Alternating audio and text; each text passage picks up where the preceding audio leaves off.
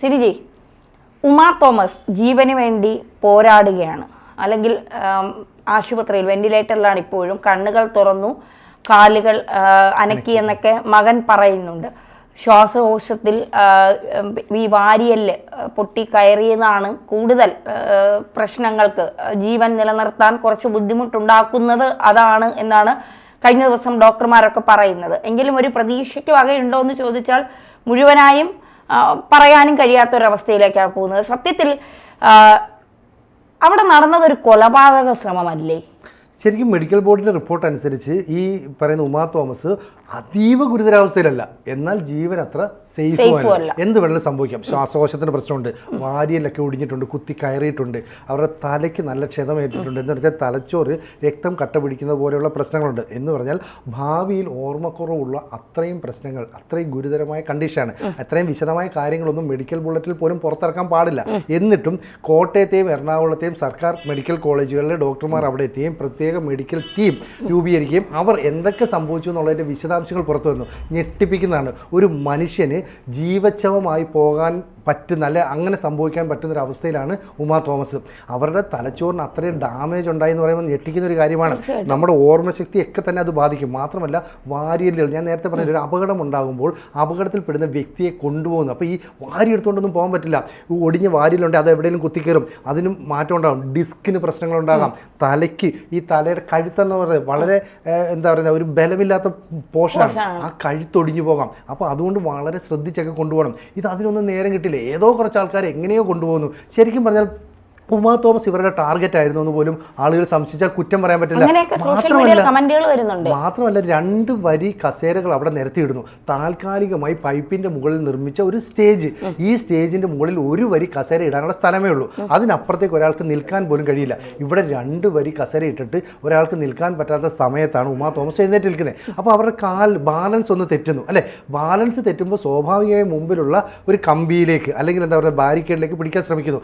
രാത്രിയല്ലേ, അത് ബാരിക്കേഡാണോ റിബണാണോ എന്നൊക്കെ എന്തറിയാൻ പറ്റും? പിടിക്കുമ്പോഴാണ് അതിന് ബലമില്ലാത്തതാണെന്നോ അവർ അയ്യോ എന്ന് പറഞ്ഞ് താഴേക്ക് വീഴുന്നു. അപ്പോൾ വലിയ ശബ്ദം താഴേക്ക് വീഴുന്ന കേൾക്കുകയാണ്. ആ താഴത്തെ നിലയിൽ റോയിൽ നിന്ന ആൾക്കാരാണ് ഇത് ആദ്യം അറിയുന്നത്. അപ്പോൾ ഉമാ തോമസിനെ മനഃപൂർവ്വമാണോ ഇവിടേക്ക് കൊണ്ടുവന്നത്? എന്താണ് അതിന് പിന്നിലുള്ള ലക്ഷ്യം? ഇതൊക്കെ ചില ദുരൂഹതകൾ ഉണർത്തുന്നുണ്ട്. അപ്പോൾ ഇവിടെ ഈ പരിപാടി സംഘടിപ്പിച്ചവരുടെ ലക്ഷ്യം ഉമാ തോമസ് ആയിരുന്നോ? അതിന് പിന്നിൽ മറ്റെന്തെങ്കിലും ലക്ഷ്യമുണ്ടോ എന്ന കാര്യം കുറ്റം പറഞ്ഞാൽ നമുക്ക് അതിനെ ന്യായീകരിക്കാനൊന്നും പറ്റില്ല. മാത്രവുമല്ല, ADGP മന്ത്രിയെ മുന്നിൽ നിർത്തുമ്പോൾ ഉമാ തോമസ് എന്ന് പറയുന്ന ഒരാളിനെ ഇവിടെ കൊണ്ടുവന്ന് ഒരു സംഭവമൊക്കെ ഉണ്ടാക്കിയാൽ ആരുടെയും ശ്രദ്ധയിൽപ്പെടില്ല. അപ്പോൾ ഉമാ തോമസ് ഒരു ജനകീയ MLA ആണ്. PT തോമസ് കാഴ്ചവെച്ച അതേ പ്രകടനങ്ങൾ അവർ ഈ നിയമസഭയിലും കാഴ്ചവെക്കുന്നുണ്ട്. അപ്പോൾ അങ്ങനെയുള്ളൊരു MLA ഇനി വേണ്ട എന്ന് ആരെങ്കിലും തീരുമാനിച്ചാലോ? തീർച്ചയായിട്ടും. കാരണം ആ വീഴ്ചകൾ നമ്മളെ പഠിപ്പിക്കുന്നത്, അല്ലെങ്കിൽ നമ്മളെ ചിന്തിപ്പിക്കുന്നത് അങ്ങനെയാണ് എന്ന് പറയാതിരിക്കാൻ കഴിയില്ല. കാരണം ഉമാ തോമസ് എഴുന്നേറ്റ് സജി ചെറിയാൻ ഉൾപ്പെടെയുള്ളവരെ കൈകൊണ്ട് അഭിവാദ്യം ചെയ്യുന്നു. അതിനുശേഷം അവർ നടന്ന് തിരിച്ച് സീറ്റിലേക്ക് ഇരിക്കാൻ വരുന്നതിനിടയ്ക്ക് കാലിടറുന്നു, താഴെ വീഴുന്നു. അതും 15 അടി ഉയരത്തിൽ നിന്ന് താഴേക്ക് വീഴുന്നു. വളരെ ഗുരുതരമായ പരിക്ക് പറ്റുന്നു. അതിനുശേഷം ഒരു സ്ട്രക്ചർ പോലും ഇല്ലാതെ അവരെ, രക്തത്തിൽ കുളിച്ചു കിടക്കുന്ന അവരെ തൂക്കിയെടുത്തിട്ടുണ്ട്. അവിടെ ഒരു ഡോക്ടർ ഉണ്ട് എന്നാണ് പറയുന്നത്. കൊച്ചു കുട്ടികൾക്കൊക്കെ എന്തെങ്കിലും പ്രശ്നം വന്നാൽ ചികിത്സിക്കാനായി ഒരു ഡോക്ടർ ഉണ്ട് എന്നാണ് പറയുന്നത്. ആ ഡോക്ടർക്ക് പോലും അറിയില്ലായിരുന്നു വീണ് കിടക്കുന്ന ഒരാളെ ഇങ്ങനെയാണ് കൊണ്ടുപോകേണ്ടതെന്ന്. അപ്പോൾ ഒരുപാട് സംശയങ്ങളും ദുരൂഹതകളും ഈ പരിപാടിക്ക് പിന്നിൽ നിറഞ്ഞു നിൽക്കുന്നുണ്ട് എന്നുള്ളതാണ്. പ്രത്യേകിച്ച് സർക്കാരിൻ്റെ പേര് പറഞ്ഞ് തെറ്റായി പ്രചരണം നടത്തിയ ഒരു പരിപാടിയിൽ ഇത്രമാത്രം ദുരൂഹത നടന്നിട്ടുണ്ടെങ്കിൽ അത് അന്വേഷിക്കേണ്ട ഉത്തരവാദിത്വം സംസ്ഥാന സർക്കാരിനുണ്ട് എന്നുള്ളതാണ്. കാരണം പല അമ്മമാരും അധ്യാപകരും കഴിഞ്ഞ ദിവസങ്ങളിലൊക്കെ മാധ്യമങ്ങളിൽ വന്ന് പറഞ്ഞത്, ഒരമ്മ പറയുന്നു തൻ്റെ 2 മക്കൾക്ക് വേണ്ടി 12,500 രൂപയാണ് ചിലവാക്കിയത് ഈ പരിപാടിക്ക് വേണ്ടിയെന്ന്. അപ്പോൾ അവർ ദിവ്യ ഉണ്ണി സംഘടിപ്പിക്കുന്ന, അല്ലെങ്കിൽ സംസ്ഥാന സർക്കാർ സംഘടിപ്പിക്കുന്ന വേൾഡ് റെക്കോർഡ് പരിപാടി, അതിൽ തങ്ങളുടെ മകൾക്കും ആ വേൾഡ് റെക്കോർഡ് പരിപാടിയിൽ പങ്കെടുത്തു, അല്ലെങ്കിൽ അത് കിട്ടി എന്നുള്ള ഒരു തെറ്റായ ധാരണ ഇവരിൽ ഉണ്ടാക്കിയിട്ടായിരിക്കും ഇവരെയൊക്കെ കൊണ്ടുവന്നത്. അപ്പോൾ ഇത്രയൊക്കെ ദൂരെ നിന്ന് ഓരോ അമ്മമാരും അച്ഛന്മാരും ബന്ധുക്കളും ഒക്കെ മക്കളെ കൊണ്ടുവരണമെങ്കിൽ അവർ അത്രയും പ്രതീക്ഷ അർപ്പിച്ചിട്ടായിരിക്കുമല്ലോ ഈ പരിപാടിയിൽ വരുന്നത്. ഈ 3000 പലരും കടം വാങ്ങി രജിസ്ട്രേഷൻ ചെയ്തവർ വരെ ഉണ്ട് എന്നാണ് പറയുന്നത്. അപ്പോൾ ഈ വലിയ കോടികൾ, ഏകദേശം 10-12 കോടിയിലധികം പിരിച്ചെടുത്തിട്ടുണ്ട് എന്നാണ് ഇവർ പറയുന്നത്. അപ്പൊ ആ കോടികൾ അതൊക്കെ എങ്ങോട്ടാണ് പോയത്?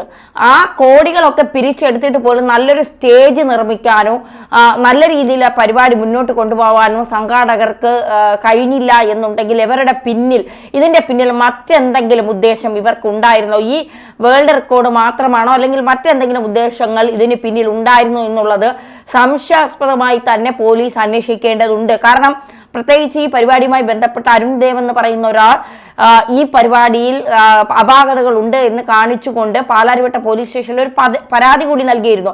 ആ പരാതി കിട്ടിയിട്ട് എന്തുകൊണ്ട് പോലീസ് ഇതിന്റെ സംഘാടകരെ വിളിച്ച് കൃത്യമായ കാര്യം അന്വേഷിച്ചില്ല എന്നൊരു ചോദ്യമില്ലേ?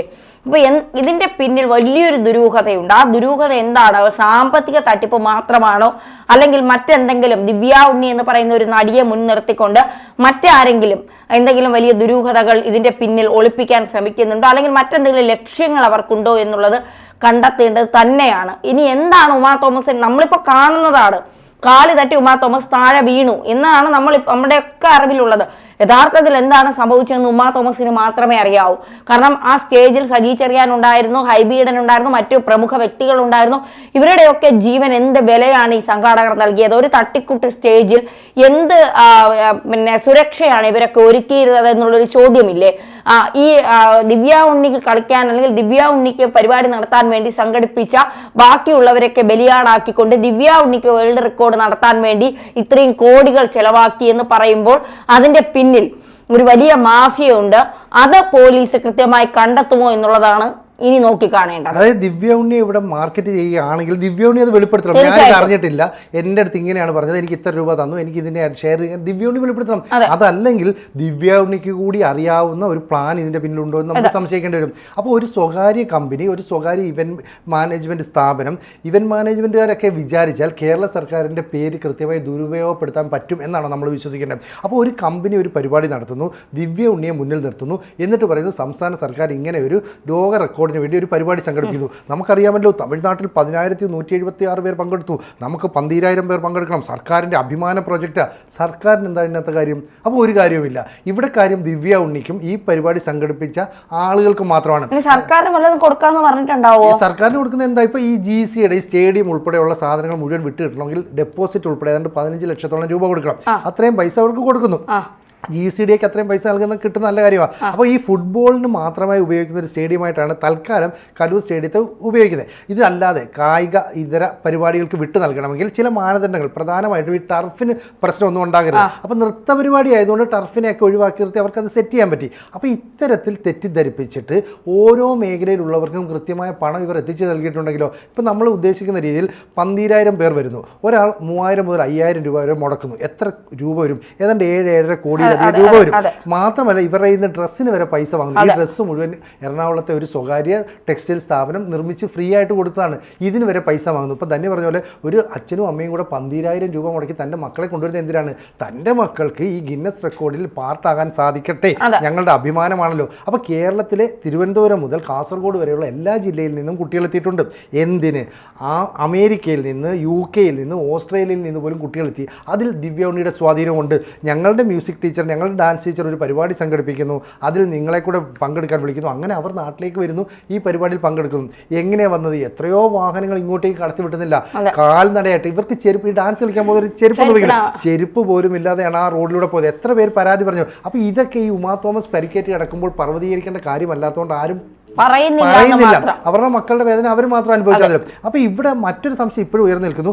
ഈ പറയുന്ന ഉമാ തോമസിനെ ആരാണ് ലക്ഷ്യം വെച്ചത്? ഈ ഉമാ തോമസ് ഉൾപ്പെടെയുള്ളവർ ഇതിൻ്റെ മുകളിൽ നിൽക്കുമ്പോൾ ബാക്കിയുള്ളവരൊക്കെ പുരുഷന്മാരാണ്.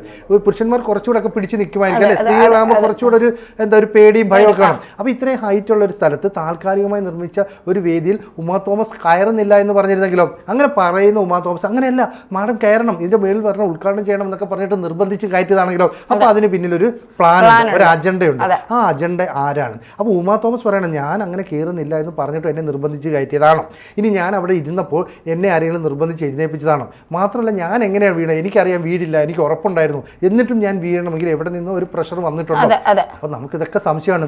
അപ്പോൾ മന്ത്രി സജി ചെറിയാനുണ്ട്, ADGP ഉണ്ട്, MP ഉണ്ട്, ഇവരൊക്കെ ഇരിക്കുന്ന വേദിയിൽ നിന്ന് ഉമാ തോമസ് താഴെ വീഴുക എന്ന് പറയുന്നതിനകത്ത് കുറേ ദുരൂഹത നിറഞ്ഞു നിൽക്കും.